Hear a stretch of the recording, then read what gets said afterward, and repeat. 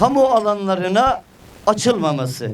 Burası biraz önce arkadaşımızın da bahsettiği gibi sadece 10 mahallenin değil, Esenyurt halkının bu iklim koşullarının güzelleştiği hava koşullarında bir bütünen kullandığı bu park alanının bir imar alanına açılmasını istemiyoruz.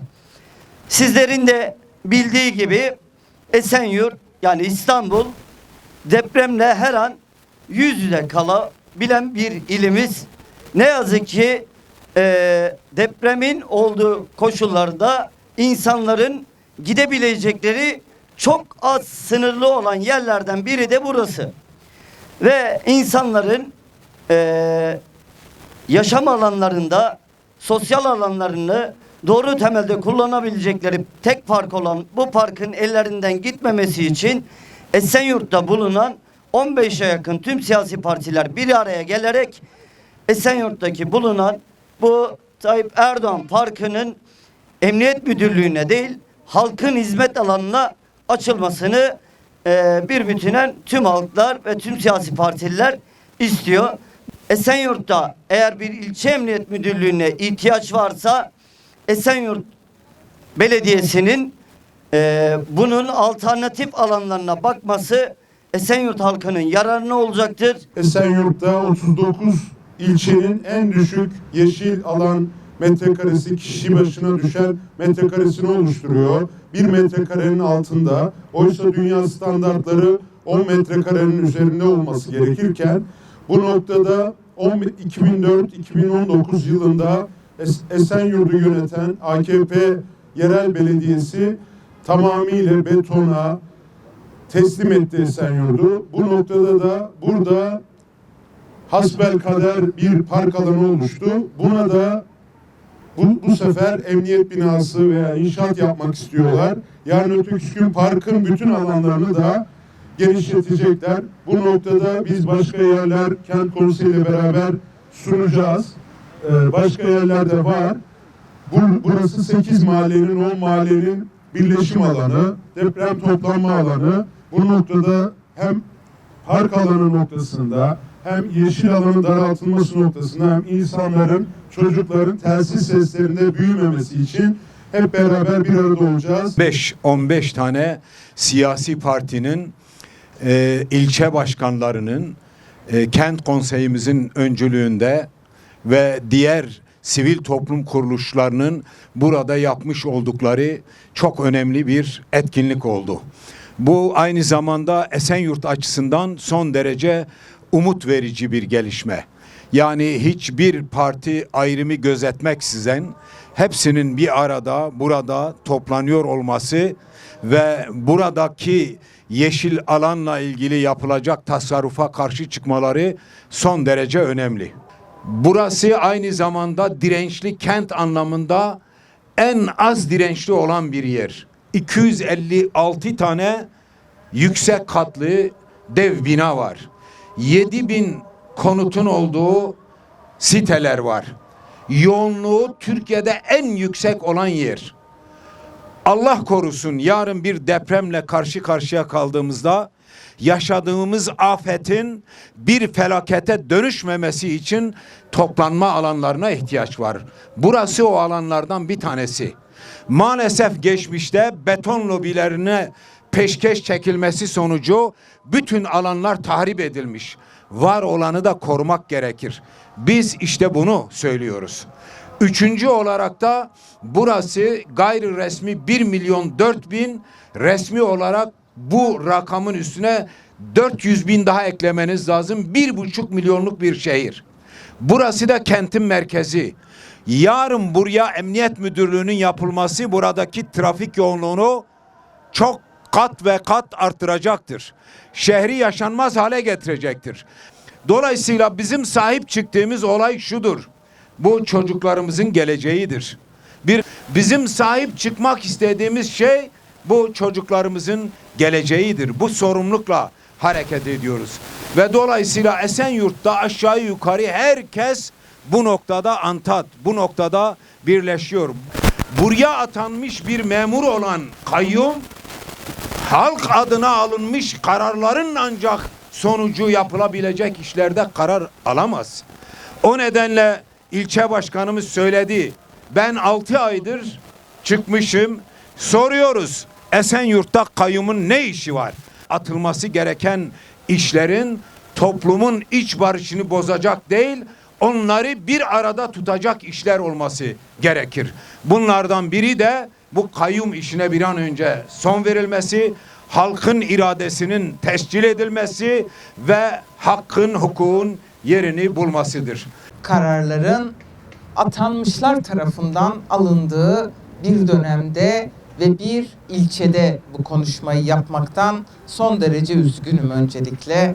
Daha güzel işler için, daha büyük kutlamalar için halk iradesinin tecelli ettiği bir zemini yakalamak için de bu mücadeleye tabii ki devam edeceğiz. İnsana dair olan, halkın ihtiyaçlarını gideren, çocukların oyun alanlarını bu şekilde emniyete hem de kamu yararı gerekçesiyle tırnak içinde söylüyorum, böyle bir karar verilmesini kabul etmiyoruz. Bu kararın derhal geri çekilmesi gerekiyor. Burada bir kamu yararı yoktur. Güvenlikle kamu yararını sağlayacağım diyenler, güvenlik odaklı politika yürütenler kamuya en büyük zararı veriyor. Halka en büyük zararı veriyor. Buradaki kamu yararı bu parkın devam etmesidir. Park olarak yaşamasıdır. Esenyurtluların burada zaman geçirmesidir. Nefeslerini kesmek değildir kamu yararı. Özgürlük odaklı, halk odaklı bakışın gereği budur. Zaten AKP iktidarı yaptığı her işe bir kamu yararı cümlesi ekleyerek kendince Türkiye'yi, Türkiye toplumunu ya da şimdi Esenyurtluları aldatacağını düşünüyor ama çok büyük yanılıyor. Artık halk her şeyin farkında. Ve bunun için deprem toplama alanlarının arttırılması için her zaman ve her zeminde mecliste dahil gündeme getirdiğimiz önergeler, kanun teklifleri orta yerde dururken AKP iktidarı var olan deprem toplanma alanlarını da bu şekilde yok ederek aslında depreme hazırlanma ihtiyacı duymadığını ve halkın yaşam hakkının korunmasının, halkın güvenliğinin asıl kamu yararı odur, çok da dikkate alınmadığını bizlere gösteriyor. Dava açılacak. Bu davada da şunu söyleyeyim, daha önce benzer bu şekilde parklara, yaşam alanlarına, emniyet binaları ya da başka binaların yapılmasında Danıştay'ın çok sayıda iptal kararı ve içtihadı olduğunu ifade etmek istiyorum. Ama buradan hem İçişleri Bakanı'na hem İstanbul Valisi'ne hem de Esenyurt'ta atanan memura çağrı yapıyorum. Bu kararı geri çekin. Esenyurt'u temsil etmiyorsunuz. Esenyurt sizi seçmedi. Siz sadece Ankara'dan atanan bir memursunuz. Esenyurtlular adına böyle bir karar almanızın meşruiyeti yoktur. Şu anda sizin her şekilde eğip büktüğünüz hukuka göre hukukidir diyebilirsiniz ama bizce bu hukuki zeminden de yoksundur. Çünkü meşruiyet ve hukuk birbiriyle çelişemez. Böyle bir realiteyi kabul etmiyoruz.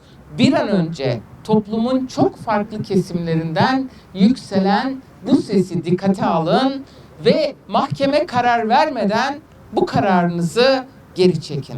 Bu tahsisi iptal edin. Zaten siz de yakında gideceksiniz.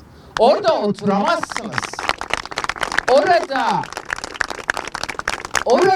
oturmanızın gerekçelerini çok uzun anlatabiliriz aslında. Yanımda seçilmiş bir belediye başkanı var. Diğer taraflarda meclis üyeleri var.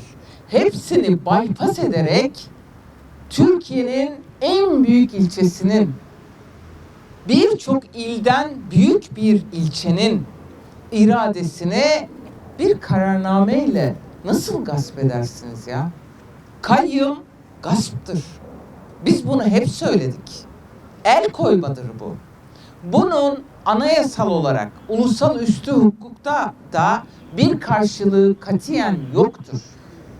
Bu sıkı yönetim dönemlerinde bile 1980 döneminde bile çok istisnaen uygulanan, farklı gerekçelerle uygulanan bir sistemdir. Ama siz yıllardır Kürt illerinde Kürt halkının iradesini temsil eden belediyelere el koydunuz. Bu 3. dönem. Ahmet abimiz 3. dönemdir seçimde belediyeyi kazanıyor ve el koyuyorsunuz. Van yine öyle. Diyarbakır, birçok ili sayabilirim. Bu dönem şu anda 11 belediyede kayyum var.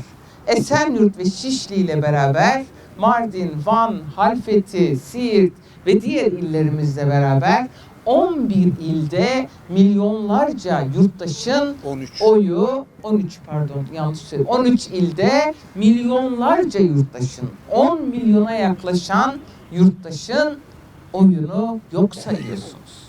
Böyle bir hakkınız yok. Böyle bir yetkiniz de yok. Ve şu anda çok önemsediğimiz bir süreç içindeyiz. Barış ve demokratik toplum süreci yürütüyoruz. Böyle bir süreçle kayyum uygulaması asla uyuşmaz.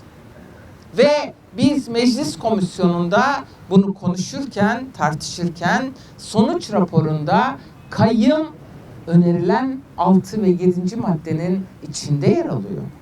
Şimdi bize diyecekler ki, belki birileri öyle yazıyor köşelerinde, kulaklarına fısıldananları söylüyorlar.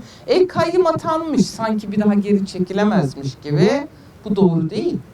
3 ayda bir bu ülkenin İçişleri Bakanı kayyumun görev süresini uzatıyor. 2 ayda bir. Bu uzatma kararını siz vermeyebilirsiniz.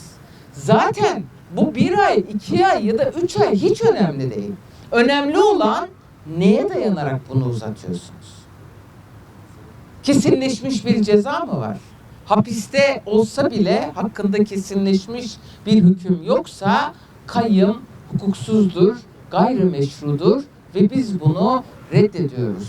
Şimdi Ahmet Özer'in şu anda belediye başkanlığı yapmasının önünde keyfi gasp kararı dışında bir engel var mı?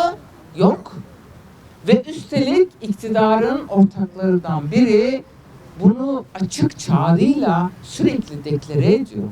Ama bunun gereği yapılmıyor. Şu anda biz sürece güveni arttırmaya çalışıyoruz. Desteği arttırmaya çalışıyoruz. Gittiğimiz her yerde Türkiye'nin geleceğinin, Kürt halkının da diğer yaşadığımız bütün halklarla, inançlarla, kimliklerle birlikte eşit ve özgür olduğu bir demokratik cumhuriyet olduğunu söylüyoruz. Demokratik cumhuriyet kayyımı barındıramaz. Ana dilin reddini barındıramaz. İnançların kabul edilmemesini barındıramaz. Biz bunlar için mücadele ederken sizler gelmişsiniz. Neymiş efendim? Esenyurt Belediyesi'ne el koydum.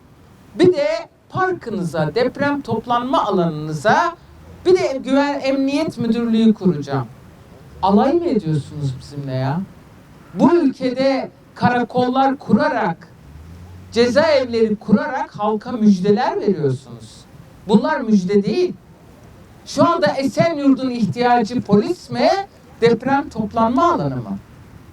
Şu anda Esenyurt'un ihtiyacı iradesinin kendisini temsil etmesi mi, yoksa emniyet binası kurmak mı? Bunu uzatabiliriz. Ama herkes şunun farkında olsun ki şu anda Esenyurt'ta belediye başkanlığı koltuğunda oturan zat belediye başkanı zaten değil, böyle her yerde ismini yazarak, belediye başkanı gibi davranarak sadece kendini kandırabilir. Kimseyi kandıramaz. Bizim bunlara karnımız tok. Bunu Van'da da başka yerlerde de yapmaya çalışıyorlar.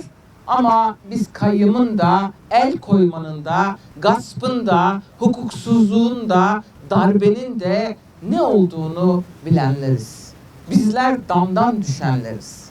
Ve bu nedenle Esenyurt'ta şu anda yapılmak istenene karşı sonuna kadar mücadele edeceğiz. Esenyurtlularla birlikte mücadele edeceğiz ve buraya bu emniyet binasını dikmeyecekler. Diktirmeyeceğiz. Çünkü burada halk kendi parkına, hayatına sahip çıkacak ve her yerde bunu yüksek sesle söyleyeceğiz. Hepinize geldiğiniz için, katılımınız için ayrıca kayyım kararının derhal geri çekilmesini, diğer kayyımlarla birlikte halkın seçilmiş iradelerinin görevleri başına dönmesini ve Esenyurtların kullanımında olan bu parkta dahil bütün alanların Esenyurtlulara iadesini talep ediyoruz, çağrı yapıyoruz.